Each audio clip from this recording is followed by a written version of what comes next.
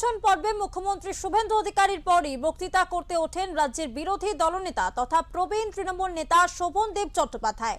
Vote পরবর্তী হিংসা চলছে বলে অভিযোগ তোলেন শোভনদেব। বিজেপির উদ্দেশ্যে তিনি বলেন, ভয় 4 গুণ বেড়ে গিয়েছে। পাল্টা উত্তর দিয়েছেন মুখ্যমন্ত্রী শুভেন্দু অধিকারী। শোভনদেব চট্টোপাধ্যায় মুখ্যমন্ত্রীকে কটাক্ষ করে বলেন, বিরোধীদের বলতে দেওয়া হবে বলে হাততালি করলেন, কিন্তু আমাদের একজনকে বলতে দিলেন। আমাদের সমান সুযোগ দেওয়া হবে, ওরা আমাদের থেকে বেশি সুযোগ পেতেন। আমাদের বিগত দিন স্পিকার বললেন আমাদের থেকে ওরা 65% পর্যন্ত পেয়েছেন সুযোগ। সেখানে দাঁড়িয়ে আজকে দেখলাম সরকার পক্ষের 3 জন বক্তব্য রাখলেন, আর আমাদের একজনই বললেন।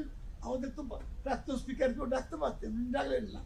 এমন করতে নাম টাম জানেন না, নতুন মানুষ।